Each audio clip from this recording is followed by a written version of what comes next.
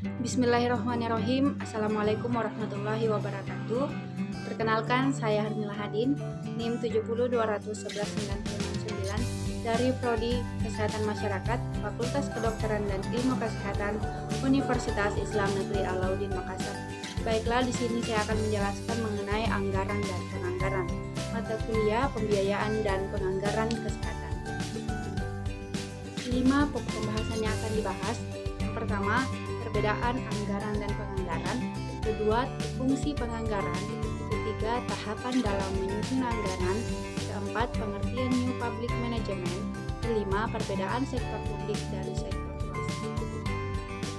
Baiklah, yang pertama yaitu perbedaan anggaran dan penganggaran. Anggaran adalah suatu rencana terinci yang dinyatakan secara formal dalam ukuran kuantitatif. Biasanya dinyatakan dalam satuan uang untuk perolehan dan penggunaan sumber-sumber suatu organisasi dalam jangka waktu tertentu, misalnya 1 tahun. Sedangkan penganggaran adalah suatu tahapan persiapan penyusunan rencana, perencanaan berbagai informasi yang diperlukan, pembagian tugas perencanaan, penyusun rencana, implementasi dari rencana tersebut, hingga pada tahun pengawasan. Selanjutnya, yang kedua, fungsi penganggaran. Fungsi penganggaran yang pertama itu menentukan modal awal. Dengan menentukan budget, kita akan tahu berapa modal uang yang akan digunakan untuk menjalankan bisnis. Kedua, sebagai target penjualan. Budgeting bisa menjadi alat banding penjualan dengan pengeluaran. Jika memang target pendapatan tidak sesuai dengan budget, maka harus ada yang disesuaikan agar bisnis bisa berjalan secara efektif. Ketiga, membantu mengontrol pengeluaran. Tanpa adanya budgeting, sebuah perusahaan bisa mengeluarkan uang lebih banyak daripada yang mereka bisa bayar.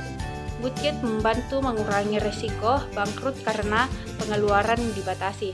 Yang keempat, mendukung rencana strategis pengembang bisnis. Selanjutnya, tahapan-tahapan dalam menyusun anggaran terbagi menjadi 4. Yang pertama, tahapan persiapan. Kedua, tahapan ratifikasi. Ketiga, tahapan pelaksanaan anggaran.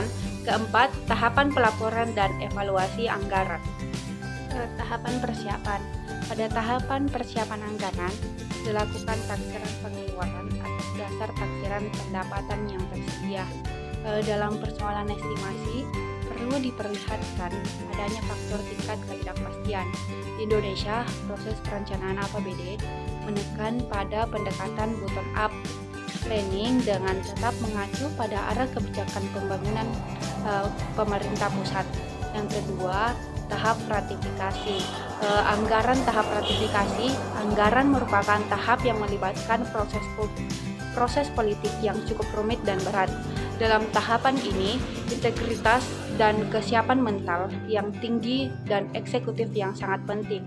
Karena pada tahap ini, pimpinan eksekutif hanya mempunyai kemampuan untuk menjawab dan memberikan argumen yang rasional atas segala pertanyaan-pertanyaan dan bantahan dari pihak legislatif. Tahapan pelaksanaan anggaran. Dalam tahap pelaksanaan anggaran, sistem informasi akuntansi dan pengendalian manajemen menjadi hal terpenting yang harus diperhatikan oleh manajer keuangan publik. Dalam hal ini, manajer keuangan publik bertanggung jawab untuk menciptakan sistem akuntansi yang handal dan memadai untuk perencanaan dan pengendalian anggaran yang telah disepakati, bahkan dapat diandalkan untuk menyusun anggaran periode berikutnya. Selanjutnya, tahapan pelaporan dan evaluasi anggaran. Tahap persiapan, ratifikasi, dan implementasi anggaran terkait dengan aspek operasional anggaran, sedangkan tahap pelaporan dan evaluasi terkait dengan aspek akuntabilitas. Jika sistem akuntansi dan sistem pengendalian manajemen dalam tahap implementasi sudah baik, maka dalam tahap ini tidak akan memenuhi banyak permasalahan. Selanjutnya, pengertian New Public Management.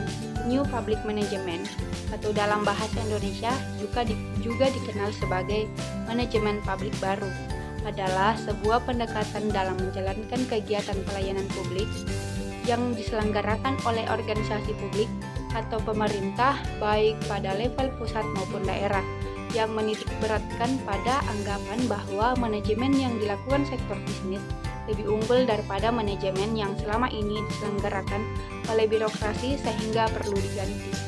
Dan selanjutnya yaitu perbedaan sektor publik dan sektor swasta.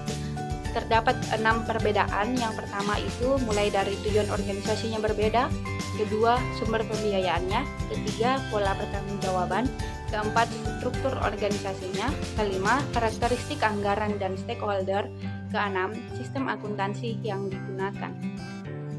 Dari tujuan organisasi, perbedaan yang menonjol adalah tujuannya untuk memperoleh laba. Pada sektor swasta, usaha mencapai laba atau profit dimaksimumkan, sedangkan pada sektor publik bukan hanya untuk mencapai keuntungan semata, namun juga dalam rangka penyediaan pelayanan publik seperti layanan pendidikan, layanan kesehatan masyarakat, penegakan hukum, transportasi massal, dan sebagainya. Kedua, sumber pembiayaan. Sumber perbedaan sektor publik dan sektor swasta dalam dilihat dari sumber pendanaan atau dalam istilah manajemen keuangan disebut struktur atau struktur pembiayaan. Ketiga, pola pertanggungjawaban. Pola pertanggungjawaban manajemen sektor publik dan sektor swasta berbeda.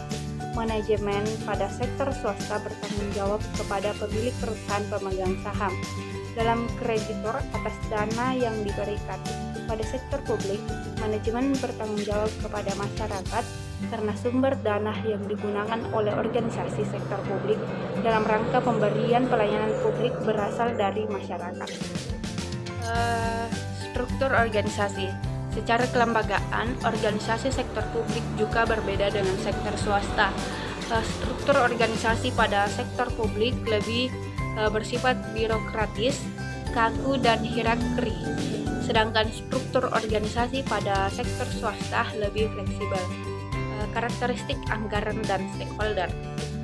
Jika dilihat dari karakteristik anggaran pada sektor publik, rencana anggaran dipublikasikan kepada masyarakat secara terbuka untuk dikritisi dan didiskusikan. Anggaran bukanlah suatu rahasia negara, beda dengan di swasta, di mana anggaran pada sektor swasta bersifat tertutup dan merupakan rahasia perusahaan.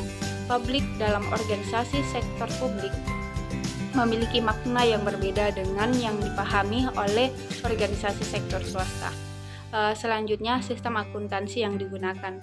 Perbedaan yang lain adalah sistem akuntansi yang digunakan. Sistem akuntansi yang biasanya digunakan pada sektor swasta adalah akuntansi berbasis akrual, sedangkan pada sistem publik yang pada sampai 2014 ini masih menggunakan sistem akuntansi berbasis kas menuju akrual. Sekian dari saya, kurang dan lebihnya mohon dimaafkan. Wabillahi taufiq wal hidayah. Wassalamualaikum warahmatullahi wabarakatuh.